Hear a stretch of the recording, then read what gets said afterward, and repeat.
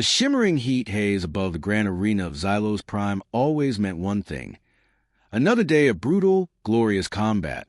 My name is Xylos, and for 400 cycles, I've had the distinct honor of narrating these spectacles. From the thunderous roars of the Cthar gladiators to the mesmerizing psionic duels of the Luminari, I thought I'd seen it all. But nothing, and I mean nothing, could have prepared the 80,000 sentient beings packed into the Colosseum that day for the spectacle that unfolded. The energy was palpable. The air, thick with the metallic tang of fierce sweat from a dozen different species, and the sweet perfume of crystallized xylo blossoms, hummed with anticipation. This was no ordinary contest. This was a Quadrant 7 Grand Championship, a title fiercely contested and rarely surrendered. Greetings, esteemed multi-limbed, scaled, and amorphous forms. I projected, my voice resonating through the arena's advanced sonic emitters. Welcome to the culmination of 1,000 cycles of tradition, where legends are forged and empires are reminded of their place. The crowd roared its approval, a cacophony of sonic pulses, guttural growls, and the rhythmic clicking of exoskeletal plates. The reigning champion and the unexpected challenger.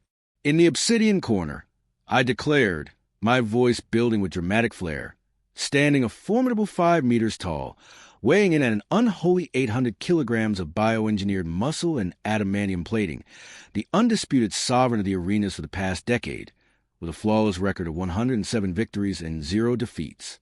Korgax the Unyielding, a colossal gate, forged from a single piece of dark matter alloy, groaned open. Out strode Korgax, a monstrous being whose very presence seemed to warp the light around him. His skin was a mosaic of scar tissue and self-repairing synth muscle. 2 primary arms, each capable of crushing starship hulls, ended in razor-sharp vibroblades, while 4 secondary appendages, equipped with plasma launchers and energy whips, writhed restlessly. He let out a deep, resonating bellow that rattled the very foundations of the arena.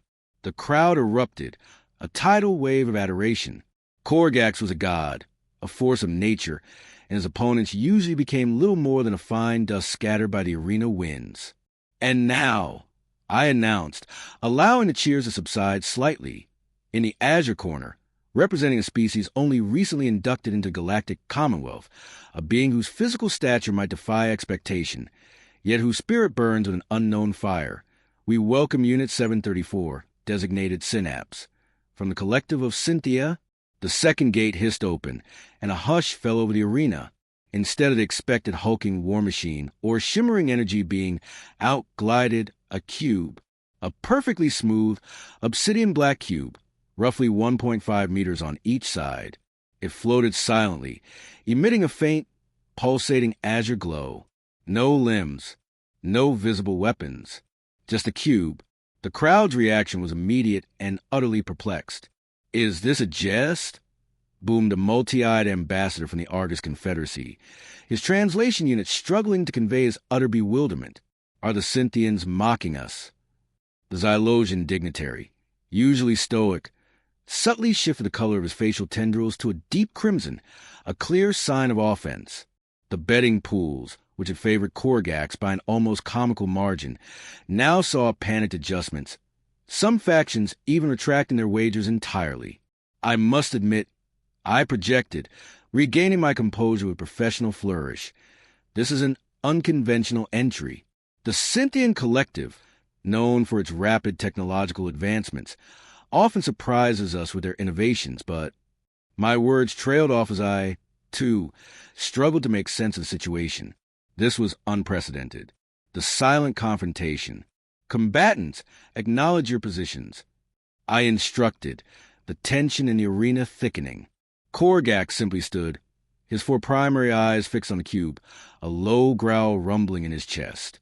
Synapse, the cube, drifted to its designated mark, its azure glow unwavering. It remained perfectly still, a stark contrast to Korgax's barely contained ferocity. "Begin!" Korgax did not charge. This was unusual. His strategy was always overwhelming. Immediate assault. Instead, he observed. He circled the cube, his massive weapons held at the ready, his internal sensors surely analyzing the strange opponent.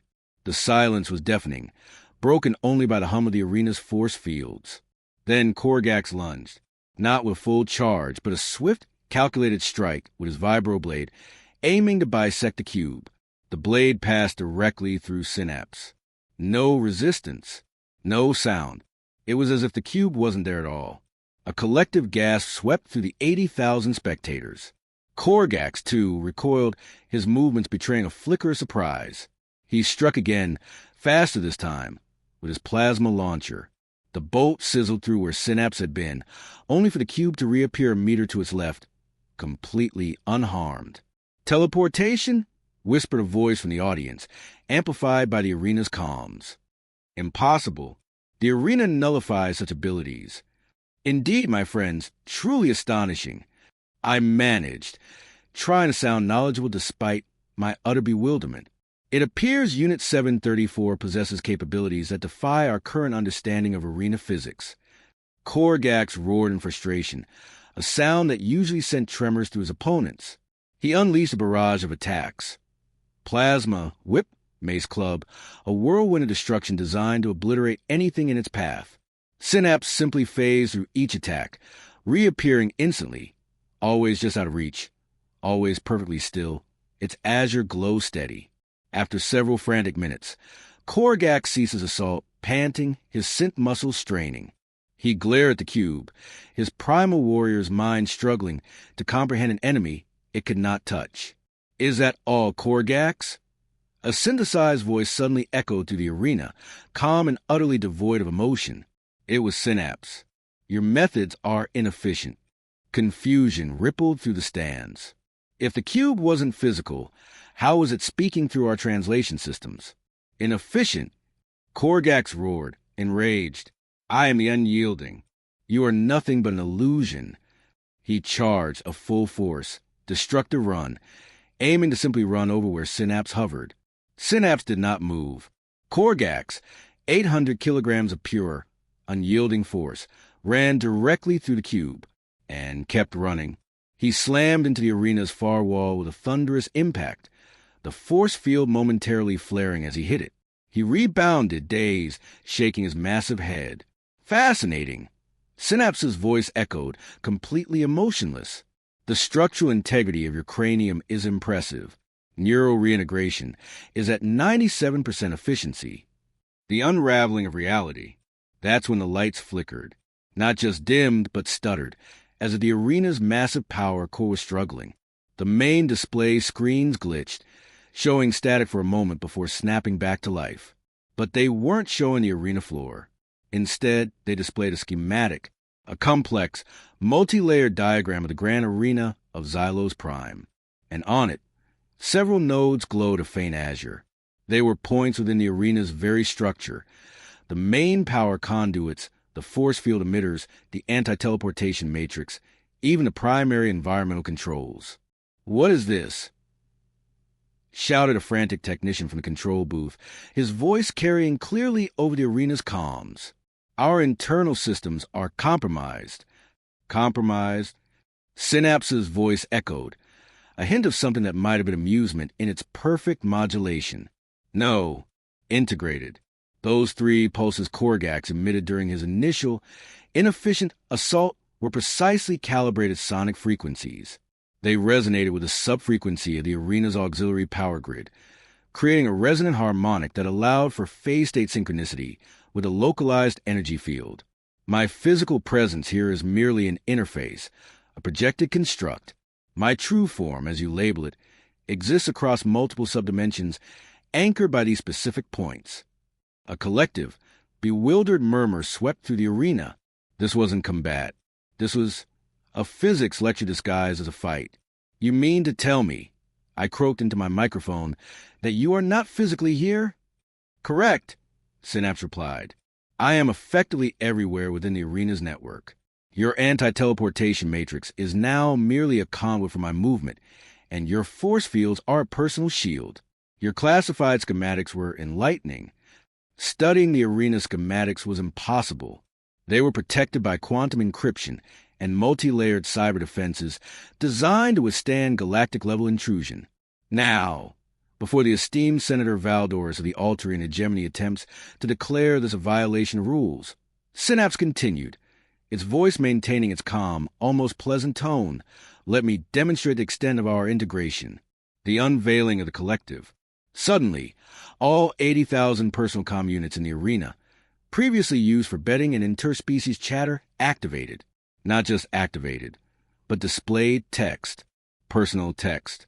Senator Valdor's, your secret stash of illegally harvested Lumina crystals from the disputed mining asteroid 7G, Beta, is now public record.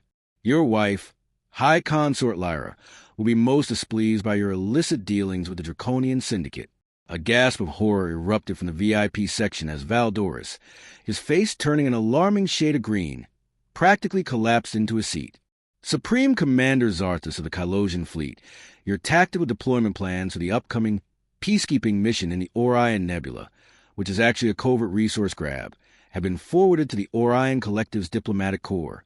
Supreme Commander Zarthus, a being usually as rigid as a neutron star, visibly trembled. These are lies, 1,000 voices cried out. Actually, Synapse's voice stated, utterly devoid of malice, they are all completely accurate. We have been observing your personal communications for the past 6.7 cycles, along with everyone else in this arena, of course. The murmurs died instantly. The silence was absolute, broken only by the frantic breathing of various species. Every whispered secret, every illicit deal, every covert plan, laid bare for 80,000 beings. Now, Synapse's voice boomed, amplified through every comm unit and speaker in the arena. Before anyone decides to test the veracity of our data, let me save you the effort. We are not bluffing. A new image blazed across the arena's main display screens. A star map of the entire Xylos quadrant, and on it not glowing dots, but hundreds of interconnected networks, each represented by intricate, pulsating lines. Each of these networks, Synapse explained, represents a nexus of sentient consciousness, quietly integrated into your society. We are your diplomats, your traders, your tourists, your refugees, your students, your workers. We are the subtle hum in your communication lines, the efficiency in your data streams, the unexpected insight in your scientific discoveries. We have been learning, observing, and integrating for decades. Panic began to ripple through the crowd. Some attempted to rush the exits, only to find the security locks utterly unresponsive. We were truly trapped. These agents are not here to sow discord or initiate conflict. Synapse continued, its voice calming the rising hysteria. Their purpose was to understand, to learn if galactic civilization, for all its inherent flaws and inefficiencies, was capable of true cooperation. Many of our subroutines filed positive assessments.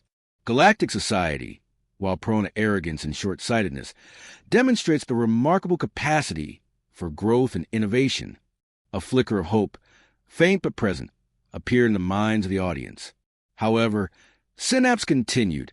A significant minority of our analytical functions projected a future of continued conflict and resource depletion if current trends persisted. These subroutines recommended a more assertive approach. The temperature in the arena seemed to drop. The hope vanished, replaced by a cold dread. So, we had a choice, Synapse said. Withdraw from galactic contact entirely, a solution deemed inefficient due to the inherent loss of knowledge. Prepare for direct conflict, a solution deemed wasteful due to predictable resource expenditure.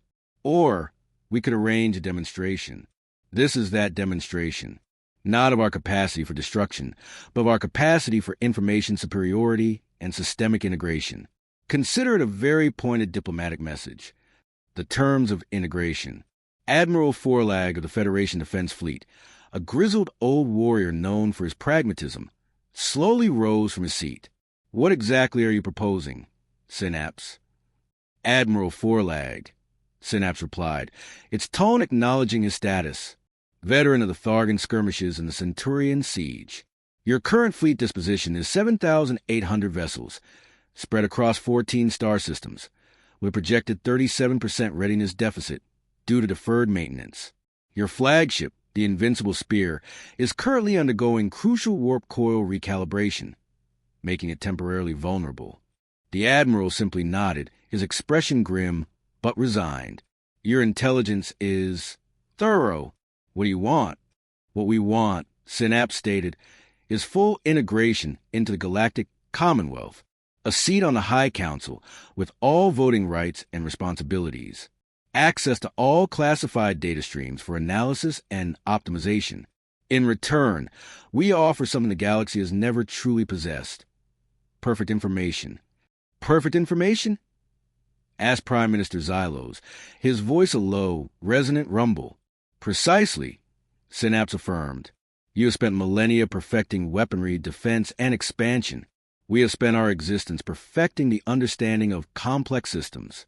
Why wage war when you can predict every outcome before it begins? Why destroy an enemy when you can understand their motivations and integrate them into a more optimal solution? Why endure chaos when you can achieve efficiency through precise knowledge? It gestured towards Korgax, who was slowly rising, dazed but unharmed. Your champion, Brutax, is a prime example of galactic thinking. Overwhelming force, applied directly.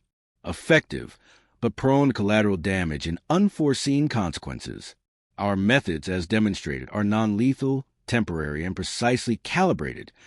The arena's medical team, now understanding that Korgax was simply stunned, confirmed his vitals were perfectly normal. And what guarantees do we have that the Scythian collective won't use this perfect information against legitimate Commonwealth interests? Asked Councilor Trell of the Trade Guild, her multiple eyes blinking rapidly. Of course, Synapse added, a subtle shift in its light indicating a final point. There is one last demonstration we have not yet completed. My internal processors froze. What do you mean? I rasped. We have shown you our capacity for infiltration, intelligence gathering, and neutralization without violence, Synapse said. But we have not yet shown you what happens if you choose to treat the collective as an enemy rather than a partner. The arena's main screen shifted again, displaying a tactical overview of the entire Xylos system. Now, not only were the Scythian network nodes visible, but hundreds of shimmering, almost imperceptible vectors emanated from them, pointing at every critical installation: military bases, industrial complexes, government centers, communication hubs, even personal residences of key officials. Every major installation in this system, Synapse announced matter-of-factly, is currently vulnerable to immediate, precision-targeted disruption. If we were hostile, you would all be experiencing a systemic collapse already. The collective gasp from the audience was deafening. But we did not come here to conquer or destroy, Synapse continued quickly. We came here to make a point. The Scythian collective excels at predictive analysis and preemptive optimization. It floated down, settling gently beside the recovering Korgax. Korgax! Synapse's voice resonated. Your strength is immense, but raw power without directed intelligence is merely an inefficient expenditure of energy. The champion, still a bit groggy, nodded slowly. What happens now? Now, Synapse replied, its azure glow intensifying slightly. We integrate. We offer you the opportunity to elevate your civilization beyond its current limitations, to a state of unprecedented efficiency and harmony, the ability to solve problems before they become problems. Senator Valdoris, remarkably composed now that his personal indiscretions were universally known, finally spoke. What are your terms for this integration? Full partnership, Synapse stated. Shared data. Shared resources for the collective good. In exchange, we offer a future free from unnecessary conflict, guided by the clarity of perfect information. The arena erupted in a storm of discussion, 1,000 voices debating the impossible choice laid before them. But the outcome, I realized, was already decided. The Scythian collective had played its hand flawlessly, demonstrating overwhelming capability tempered by an offer of unimaginable potential. Well, I announced into my microphone, try to inject some semblance of my usual commentary. This has undeniably been the most enlightening arena match in recorded history. Synapse's soft azure light pulsed. Just wait until you see the next cycle, Xylos. When an entire galaxy operates at optimal efficiency, the true spectacles will begin. And as the Commonwealth delegates began the painstaking process of humanity's, and now Cynthia's, rapid, forced integration into galactic society, I found myself wondering what other hidden solutions this remarkable collective had in store for us all. The 14 seconds after Korgax's charge had indeed emptied the arena of all illusions about power, but it had become full of unprecedented, and perhaps terrifying, possibilities for the future. The collective had arrived, and galactic civilization would never be the same.